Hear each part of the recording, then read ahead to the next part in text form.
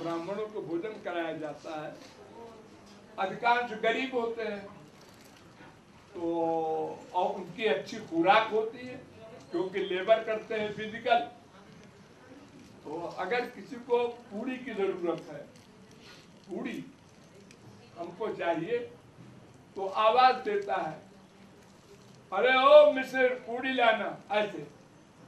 तो वो ऐसे नहीं कहता, अपने बगल वाले के लिए कहता है, अरे शुक्ल जी को पूड़ी लाओ।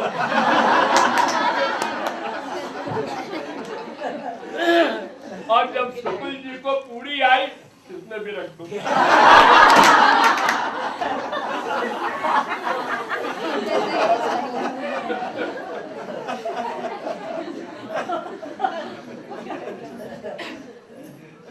आप इतने सारे श्लोक याद कैसे रखते हैं?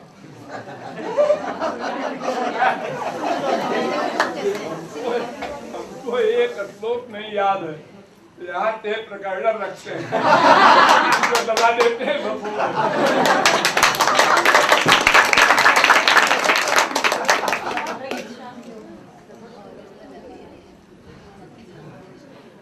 60 साल की उम्र में मेमोरी कमजोर होने लगती है और 80 साल में बहुत वीक हो जाती है।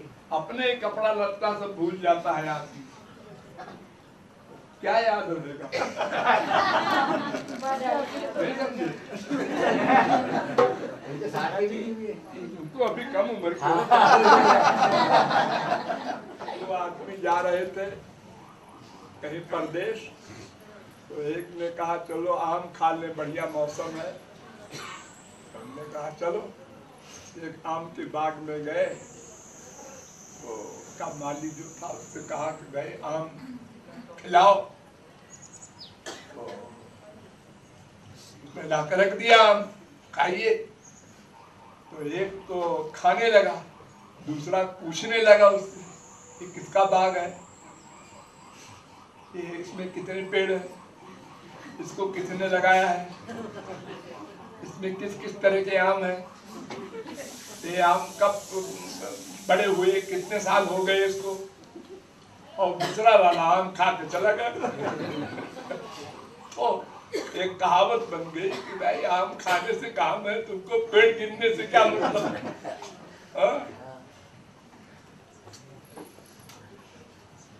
बहुत सी बातें बुद्धि से परे की होती हैं, तो उसका कोई उत्तर नहीं होता, और उत्तर दिया भी जाए तो कोई समझ नहीं सकता। इसलिए उसको अवॉइड करो, अपने मतलब से मतलब।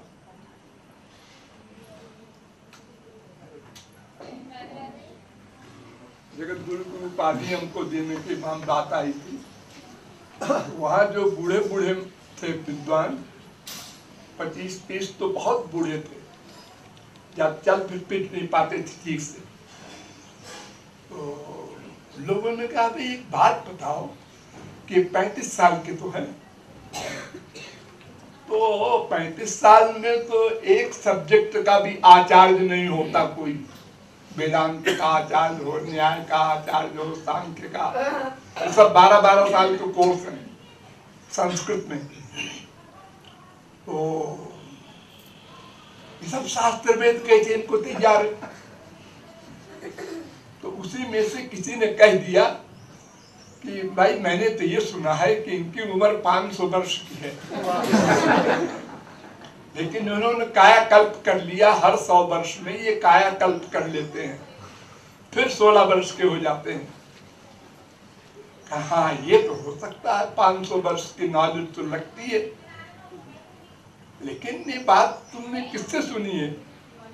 तो वो कहे हमने सुनी है, कहीं सुनी है, करता रहे हो, बताया नहीं कुछ। गप की बात कैसे बताओ? तुमने कहा जाए काम करो, इनका घर तो ही पास में है प्रतापगढ़ में, एक आदमी भेजो चुपचाप, और वहाँ इंक्वायरी करो। ये कहते हैं हमारी माँ भी है और भाई है, बहन है और मौसी है, तमाम घर वाले इनके हैं, उनसे इंक्वायरी करो भाई क्या बात है, 500 वर्ष के हैं, कितने के हैं।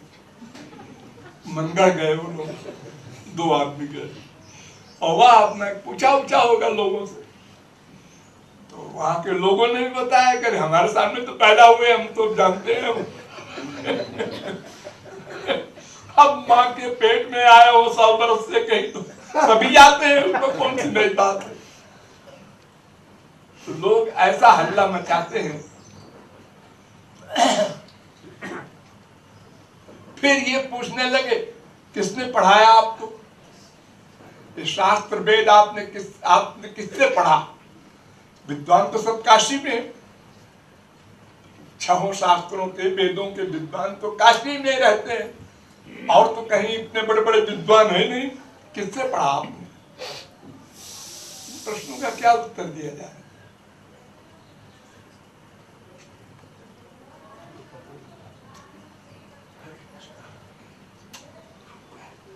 एक डॉक्टर बलदेव मिश्रा थे राजनांदगांव में, और डॉक्टर राजेंद्र प्रसाद जो प्रेसिडेंट थे उनके गुरु थे।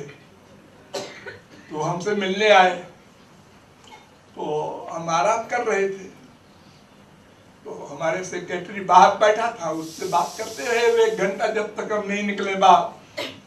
तो सेक्रेटरी से पूछ रहे थे कै घंटे पढ़ते हैं ये रोज? तो वो कहे कि 8 बजे की न्यूज सुन के फिर जाते हैं लेक्चर देने। इनके पास न कोई किताब है न कोई कॉपी है, सब कैसे हो सकता है ऐसे? वो बलदेव मिश्रा कहे हम भी डिलीट है और लेक्चर देते हैं तो 2-3 दिन पहले तो कम से कम तैयार करते हैं।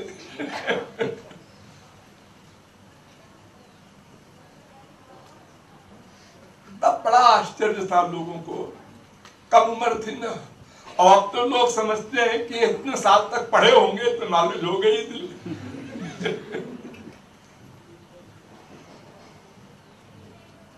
हमने कहा क्या नॉलेज होगी, मैं गया ही नहीं।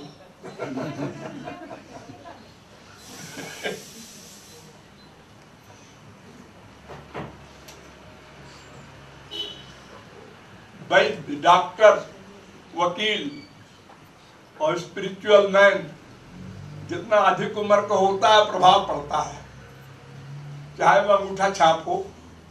अरे साहब बहुत पुराना वकील है, बहुत पुराना डॉक्टर है, बड़ा एक्सपीरियंस है, और शुरू में कितने काबिल हो, अरे अभी तो बच्चा है।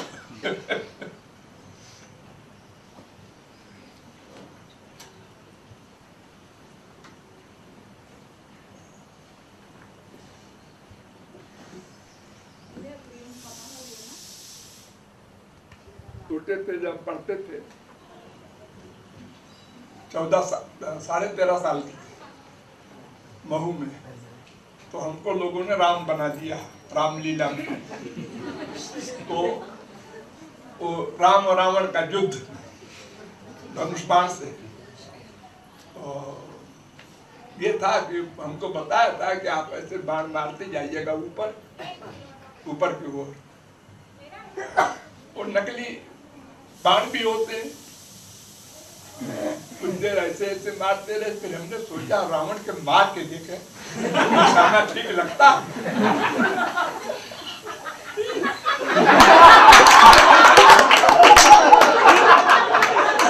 तो गिर गया, हम सब दौड़े, हमने कहा हमने तो ऊपर मारा था।